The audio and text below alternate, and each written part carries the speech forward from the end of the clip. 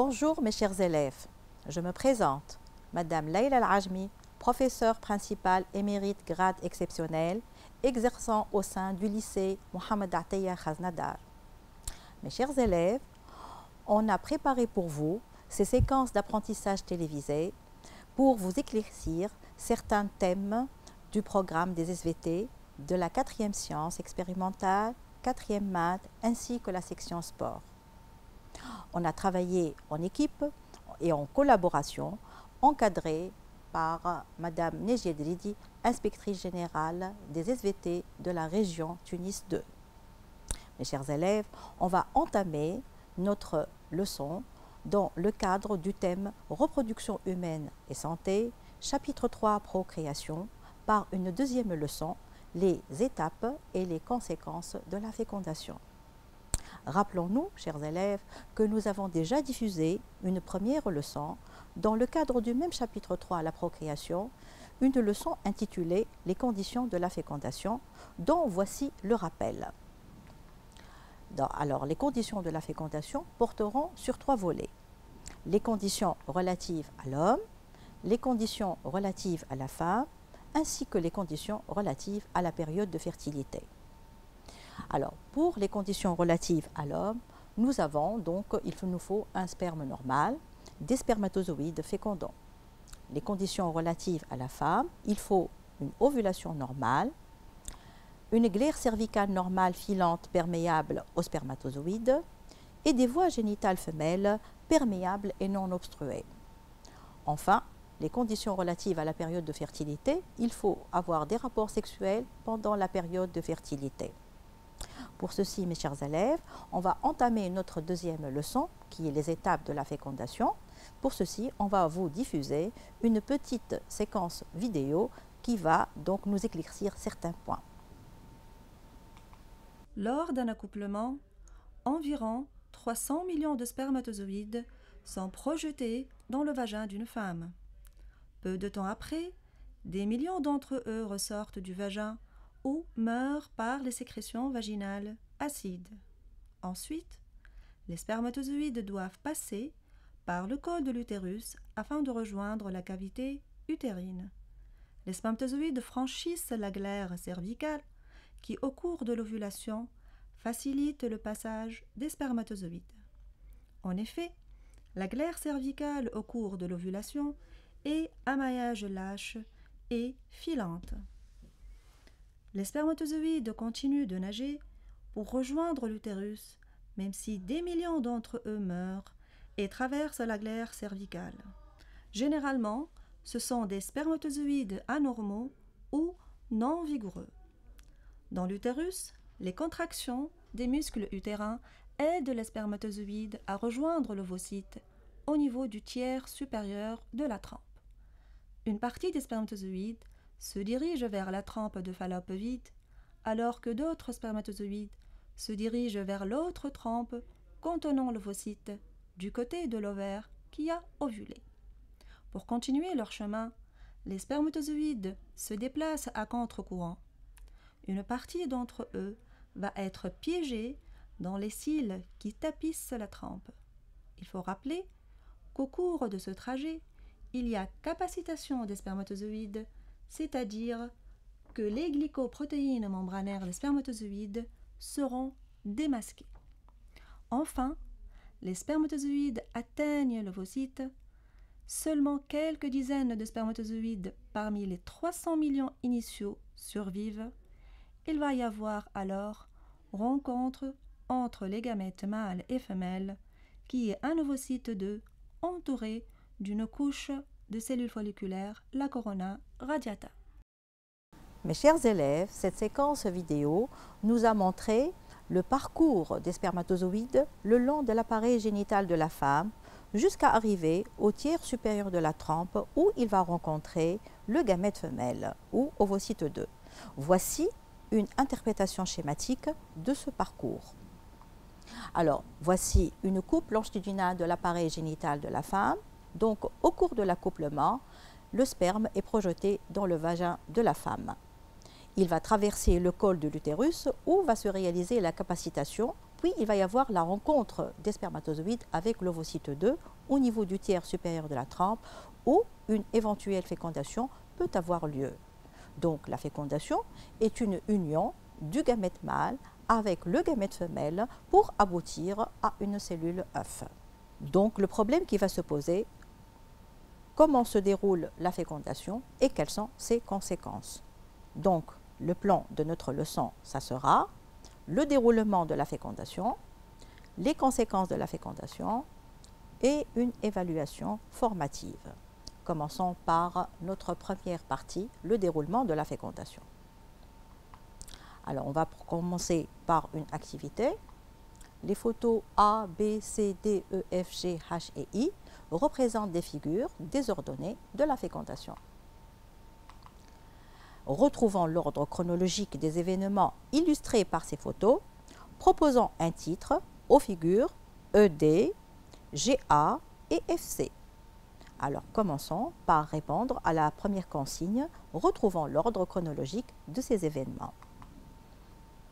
Alors, on va commencer bien sûr par la figure I et la figure B, parce que la figure I représente les gamètes mâles, c'est-à-dire les spermatozoïdes, alors que la figure B représente le gamète femelle, ou ovocyte 2 bloqué en métaphase 2.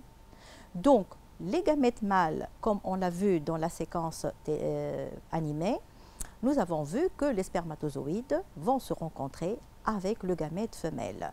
Donc, cette rencontre va être illustrée par la figure E. Le gamète femelle possède des enveloppes, à savoir les cellules folliculaires et la zone pellucide. Donc, le spermatozoïde doit les traverser. Elle a été représentée, cette étape, par la figure D. Ensuite, le spermatozoïde doit pénétrer le gamète femelle, c'est-à-dire il doit pénétrer la membrane plasmique de l'ovocyte. Donc, ça va être représenté par la figure G et la figure A. Et enfin, on va avoir une fusion des noyaux gamétiques mâles et femelles qui va être représentée par les figures F et C. Donc, notre ordre chronologique, comme le montre cette activité, c'est E, D, G, A, F et C. Passons maintenant à la deuxième consigne. Alors maintenant, on va proposer un titre aux figures ED ensemble, aux figures GA ensemble, ensuite aux figures FC. Alors, les figures ED, comme je l'ai expliqué ultérieurement, c'est la rencontre des gamètes, piégeage des spermatozoïdes et bien sûr la traversée de la zone pellucide. Ensuite, la pénétration d'un spermatozoïde, ça va entraîner l'activation du gamète femelle qui est l'ovocyte 2. Et enfin, on a la fusion des noyaux gamétiques mâles et femelles. Donc, à partir de ceci, la fécondation est un phénomène continu qui se déroule en 3 principales étapes. Alors, à savoir, cette première étape, la rencontre des gamètes, piégeage des spermatozoïdes et traversée de la zone pellucide, que l'on va la symboliser par l'étape A. Ensuite, la seconde étape, qui est la pénétration des spermatozoïdes, l'activation de l'ovocyte 2, qui est l'étape B. Et enfin, l'étape C. Comme vous avez compris, on va commencer par éclaircir l'étape A correctement au cours des séquences suivantes. On va commencer par la rencontre des gamètes. Donc, on voit dans cette séquence animée que l'ovocyte 2 est entouré par des cellules folliculaires et que les spermatozoïdes vont arriver jusqu'à cet ovocyte 2. Ils vont essayer donc de traverser ces cellules folliculaires. Alors, on va vous montrer maintenant une interprétation schématique de cette séquence animée. Donc, légendant l'interprétation schématique d'une étape de la fécondation. Alors, la flèche numéro 1, elle va représenter les cellules folliculaires. La flèche 2, c'est un spermatozoïde. La flèche 3, c'est le premier globule polaire. Flèche 4, espace péri-ovocytaire. 5, ce sont des chromosomes. Mais le plus important, c'est que ces chromosomes sont bloqués en métaphase 2, puisqu'on observe ici qu'ils sont disposés sur la plaque équatoriale. Enfin, 6 zones pellucides et 7 les granules corticaux. Décrivons maintenant cette étape de la fécondation. Alors, pendant cette étape de la fécondation, et comme la séquence animée le montre, il y a eu rencontre des gamètes et piégeage des spermatozoïdes par rétraction des cellules folliculaires. Alors, donc, cette rencontre des gamètes est suivie par beaucoup de phénomènes et on va éclaircir correctement ce piégeage des spermatozoïdes par cette séquence animée. Alors, on regarde ici que le spermatozoïde est en train donc de se frayer un chemin entre les cellules folliculaires pour arriver jusqu'à la zone pellucide. Mes chers élèves, après piégeage des spermatozoïdes, il va y avoir reconnaissance entre les gamètes. Cette activité va nous permettre d'éclaircir comment se fait cette reconnaissance entre les gamètes. Pour ceci, des observations au microscope électronique ont permis d'élucider le mécanisme de reconnaissance entre les gamètes. Le document suivant représente un schéma détaillé de la rencontre ovocyte-spermatozoïde dans la trempe. Identifions les éléments X et Y ainsi que les structures numérotées de 1 à 6. Alors, l'élément X, il est déjà connu, c'est un spermatozoïde, mais le détail ici qu'il faut l'ajouter, c'est un spermatozoïde capacité. L'élément Y, c'est un ovocyte 2 bloqué en métaphase 2. La flèche 1, c'est le noyau. 2, acrosome. 3, glycoprotéines. 4, récepteur membranaire, bien sûr, de l'ovocyte 2. 5, nous reconnaissons ici la zone pellucide. Et enfin, les granules corticaux. Décrivons les interactions entre les gamètes. Alors, nous constatons ici que, au contact de la zone pellucide, les spermatozoïdes, grâce à leurs glycoprotéines, se fixent sur des récepteurs protéiques situés à la surface de la zone pellucide de l'ovocyte, induisant ainsi une reconnaissance spécifique entre le spermatozoïde et l'ovocyte 2 appartenant à la même espèce. Passons maintenant à la réaction acrosomique. Une fois que le spermatozoïde va arriver au contact avec l'ovocyte 2, son acrosome va réagir. Donc, on va voir ici l'acrosome qui libère les enzymes ainsi que la zone pellucide de l'ovocyte 2. On va faire maintenant une interprétation schématique de la réaction acrosomique grâce à cette activité. Après la reconnaissance entre les gamètes, le spermatozoïde doit franchir un obstacle qui est la zone pellucide, expliquant la traversée de la zone pellucide par le spermatozoïde. Alors, grâce à l'action des enzymes libérées par l'acrosome et sous la poussée de son flagelle, un spermatozoïde perfore la zone pellucide et arrive au contact de la membrane plasmique de l'ovocyte, où sont libérés, comme vous voyez dans la diapo, les enzymes libérées par l'acrosome. On va passer maintenant à une autre étape. Donc, je vais rappeler par cette diapo, on a déjà terminé l'étape A. Ensuite, on va entamer maintenant l'étape B. Bien sûr, l'étape C, on va l'étudier ultérieurement. Alors, l'étape AB, qu'on va commencer bien sûr par la pénétration du spermatozoïde. Je vous rappelle que le spermatozoïde est au contact de la membrane de l'ovocyte. Il a déjà traversé la zone pellucide, il est donc dans l'espace péri-ovocytaire et au contact avec la membrane de l'ovocyte.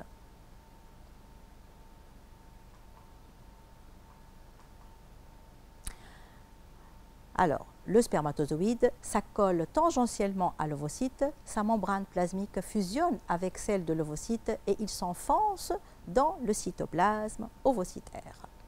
On va voir maintenant comment la membrane va fusionner avec la membrane de l'ovocyte. Donc, la fusion des membranes. Alors, ça, c'est la zone pellucide, l'espace péri-ovocytaire et de l'autre côté la membrane plasmique donc, de l'ovocyte 2. Donc on observe dans cette animation qu'il existe une fusion entre les deux membranes plasmiques des deux gamètes. On va interpréter maintenant schématiquement cette fusion des membranes. Alors le document suivant représente un détail des événements se déclenchant au niveau de la zone de pénétration du spermatozoïde. Exploitons ce document afin de décrire les événements conduisant à la pénétration du spermatozoïde dans le cytoplasme ovocytaire. Alors, je rappelle que le spermatozoïde possède un centriole proximal, la membrane plasmique du spermatozoïde, donc elle est claire ici, ainsi que la membrane plasmique de l'ovocyte. Nous constatons qu'il y a eu fusion entre les deux membranes afin que le noyau et le centriole proximal progressent dans le cytoplasme de l'ovocyte et comme ça va conduire à la pénétration du spermatozoïde dans le cytoplasme ovocytaire. On va passer maintenant à une autre réaction, la réaction corticale, c'est-à-dire une réaction qui va être subie par les granules corticaux de l'ovocyte 2. Donc nous remarquons ici qu'il y a libération des enzymes des granules corticaux et on voit aussi ici les spermatozoïdes qui vont donc essayer de pénétrer dans l'espace péri-ovocytaire ici. Alors, l'interprétation schématique, la pénétration d'un spermatozoïde donc, déclenche un ensemble de transformations cytologiques. Donnons une légende à cette interprétation schématique. Donc, on voit ici les granules corticaux, les enzymes libérées par les granules corticaux, l'espace péri-ovocytaire où sont déversées ces enzymes, ainsi que la zone pellucide. Bien sûr, on voit ici que les récepteurs restants qui sont localisés sur la zone pellucide sont devenus dégradés. Décrivons maintenant les transformations cytologiques déclenchées par la pénétration du spermatozoïde dans le cytoplasme ovocytaire. Les granules corticaux déversent leur contenu dans l'espace péri-ovocytaire par exocytose, donc des enzymes. Ces enzymes vont hydrolyser les récepteurs situés dans la zone pellucide. Celle-ci devient imperméable à d'autres spermatozoïdes, ce qui assure la monospermie. Cette monospermie est équivalente donc à un blocage de la polyspermie. Donc, je vais vous montrer maintenant une séquence animée qui va nous montrer comment les spermatozoïdes ne peuvent plus pénétrer. La zone pellucide, elle est devenue imperméable à d'autres spermatozoïdes. Donc, c'est le blocage de la polyspermie.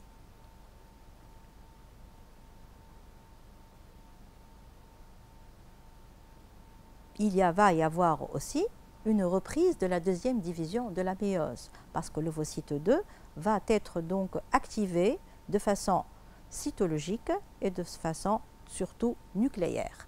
Donc, nous remarquons ici qu'il va y avoir reprise de la deuxième division avec expulsion du deuxième globule polaire et formation des deux pronucléi mâles et femelles. Mes chers élèves, on va interpréter schématiquement cette reprise de la deuxième division de la méiose. Le document suivant représente la succession des transformations nucléaires suite à la pénétration du spermatozoïde.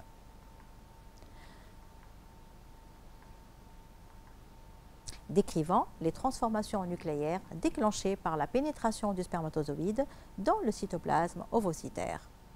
Alors, on remarque d'après ce schéma qu'il va y avoir donc achèvement de la deuxième division de la méiose et bien sûr expulsion du deuxième globule polaire et formation du pronucléus femelle.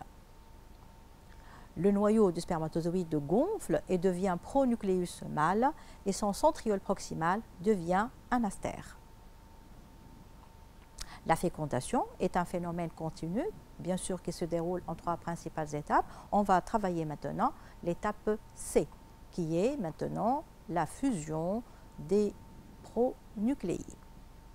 Donc passons à l'étape C, qui va commencer par la karyogamie. Donc nous constatons ici les chromosomes de la cellule œufs qui vont donc se former à partir des deux pronucléi mâles et femelles. Alors, les figures suivantes représentent une autre étape de la fécondation, décrivant la suite des transformations nucléaires déclenchées par la pénétration du spermatozoïde dans le cytoplasme ovocytaire. Le noyau donc de l'ovocyte, il va se réhydrater et gonfle, formant le pronucléus femelle. Les deux pronucléi se rapprochent l'un de l'autre vers le centre de l'ovule. Ensuite, il va y avoir donc des synthèses d'ADN préparant la division qui s'effectue, puis les enveloppes des deux pronucléi se rompent et les chromosomes paternels et maternels s'unissent, c'est la karyogamie. Et les chromosomes vont s'unir au niveau de la plaque équatoriale et ça sera une première étape de la première mitose de la cellule œuf qui est la métaphase. Exploitons les données précédentes afin de récapituler les transformations cytologiques et nucléaires subies par l'ovocyte 2 suite à la pénétration du spermatozoïde dans le cytoplasme ovocytaire. Donc on va avoir deux types de transformations, des transformations cytologiques et des transformations tout à l'heure nucléaires. On va commencer par la première transformation cytologique, c'est que les granules corticaux déversent leur contenu qui va hydrolyser les récepteurs des spermatozoïdes situés dans la zone pellucide. Ensuite, il va y avoir synthèse des protéines à partir des réserves cytoplasmiques. Maintenant, on va étudier les transformations nucléaires et qui sont plus nombreuses que les transformations cytologiques, à savoir l'achèvement bien sûr de la deuxième division de la méiose et expulsion du deuxième globule polaire, synthèse d'ADN par réplication et duplication des chromosomes dans chacun des deux noyaux gamétiques qui gonflent, rapprochement des deux pronucléi, formation d'un astère à partir du centriole, puis l'astère se dédouble, et enfin fusion des deux pronucléi ou karyogamie. Les étapes de la fécondation, maintenant, on va les récapituler ensemble. Donc, la première étape, c'est la rencontre des gamètes, piégeage des spermatozoïdes et la traversée, bien sûr, de la zone pellucide. Donc, ensuite, le noyau de l'ovocyte poursuit sa division et le contenu des granules corticaux rend impossible la pénétration d'autres spermatozoïdes. Elle sera suivie par une émission du deuxième globule polaire et la formation des pronucléi mâles et femelles, puis fusion des pronucléi mâles et femelles ou karyogamie, qui va nous donner enfin une cellule œuf qui va commencer la métaphase de la première mitose. Mes chers élèves, maintenant, on va déterminer les conséquences de cette fécondation. Alors, on va commencer cette séquence par une activité. Le document suivant représente des figures simplifiées de 3 cellules sexuelles en division au cours de la fécondation. Alors, figure A, B et C, ainsi que D, identifiant les cellules A, B, C et D. À partir de l'exploitation de ce document, déduisons une conséquence de la fécondation. Commençons par la première consigne. On doit identifier donc les cellules A, B, C et D. Donc la cellule A, c'est un ovocyte 2 bloqué en métaphase 2. On peut le déterminer grâce aux chromosomes qui sont placés sur le plan équatorial. La figure B, on remarque qu'il y a des chromosomes vers les deux pôles de la cellule. Donc c'est un ovocyte 2 en anaphase 2. Ça ne peut être que l'anaphase 2 puisque la précédente est une métaphase 2. Enfin, la cellule C, c'est un ovocyte accompagné d'une petite cellule qui n'a pas beaucoup de cytoplasme et qui est appelée le deuxième globule polaire. Donc la cellule D, c'est le deuxième globule polaire. À partir de l'exploitation de ce document, déduisons alors une conséquence de la fécondation. Donc, il va y avoir une reprise de l'activité cellulaire par la synthèse des protéines à partir des réserves cytoplasmiques et une reprise de la méiose grâce à l'achèvement de la deuxième division de la méiose et l'émission du deuxième globule polaire. Donc la conséquence de la fécondation déterminée par cette activité est la suivante. La conséquence de la fécondation ici, c'est l'activation de l'ovocyte. Alors, les photos suivantes représentent quelques étapes de la fécondation. À partir de la pénétration du spermatozoïde dans un gamète femelle jusqu'à l'obtention d'une cellule œuf. Les voici. Déterminant le nombre de chromosomes de ces cellules afin de préciser une autre conséquence de la fécondation. Donc, on observe ici un gamète femelle qui possède N chromosomes dupliqués. N chromosomes dupliqués, c'est-à-dire N chromosomes à 2 chromatides. Le gamète mâle, lui, par contre, il va avoir N chromosomes simples, c'est-à-dire il possède N chromosomes à 1 chromatide seulement. Le pronucléus femelle, lui, il va avoir N dupliqués, comme le pronucléus mâle. C'est-à-dire que le spermatozoïde qui avait N chromosomes simples va subir une duplication de ces chromosomes pour avoir N chromosomes dupliqués. La cellule œuf, donc elle va réunir les N chromosomes dupliqués maternels et les N chromosomes dupliqués paternels pour avoir 2 N chromosomes dupliqués. Donc la conséquence de la fécondation ici, c'est le rétablissement de la diploïdie. Je rappelle que la fécondation réunit au hasard 2 cellules ayant des lots haploïdes de chromosomes pour former une cellule œuf diploïde. Le rétablissement donc de la diploïdie est une conséquence de la fécondation. Passons, mes chers élèves, maintenant à une autre activité. Alors, sachant que le karyotype du spermatozoïde comporte N chromosomes simples, mais le pronucléus mâle en possède N chromosomes dupliqués comme le pronucléus femelle.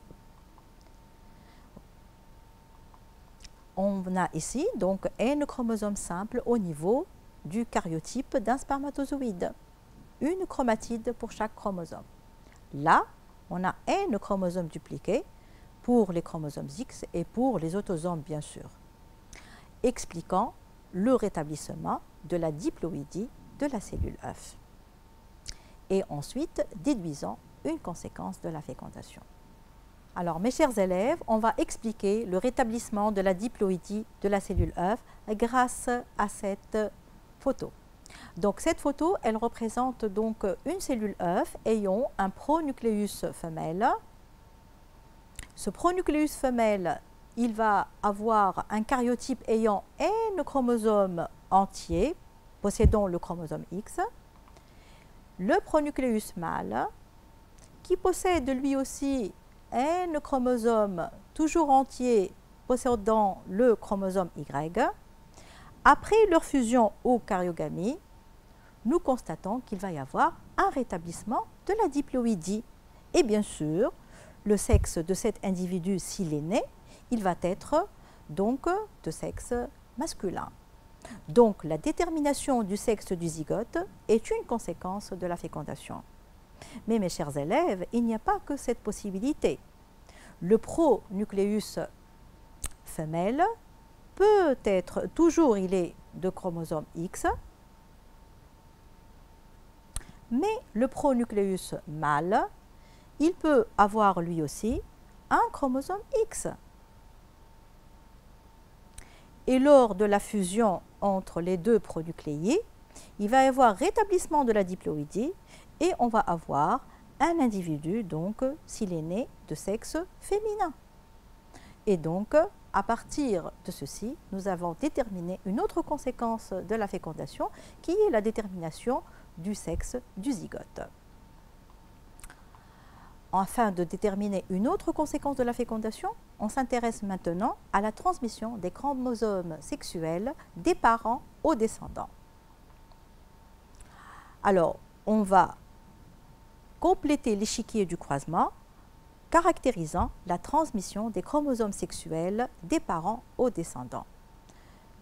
Alors, on va utiliser cette garniture chromosomique. Donc cette femme, elle va avoir une paire de chromosomes sexuels X, X'. Cette garniture chromosomique va nous donner un pronucléus femelle ayant le chromosome X ou bien un pronucléus femelle ayant le chromosome X'. Le père, lui, il va avoir cette garniture chromosomique XY.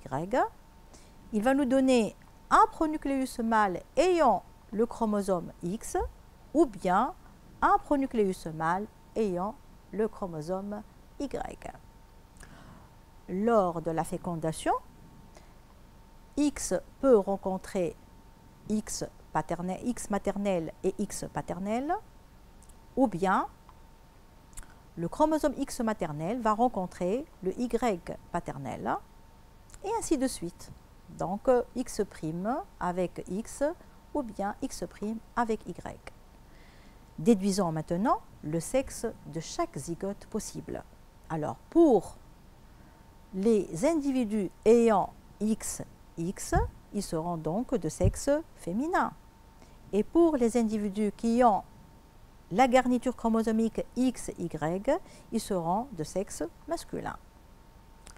Donc, une conséquence qui a été déterminée à partir de cette activité, c'est le brassage de l'information génétique au cours de la fécondation.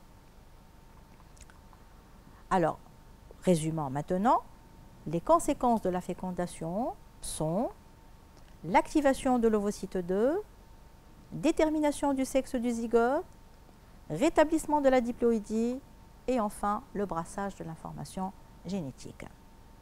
Mes chers élèves, maintenant, on va essayer d'évaluer nos connaissances. Alors, on va procéder par travailler ensemble un QCM. Alors, pour chacun des items suivants, de 1 à 4, il peut y avoir une ou deux réponses correctes, indiquant dans chaque cas la ou les lettres correspondant à la ou aux deux réponses correctes. Commençons par l'item 1.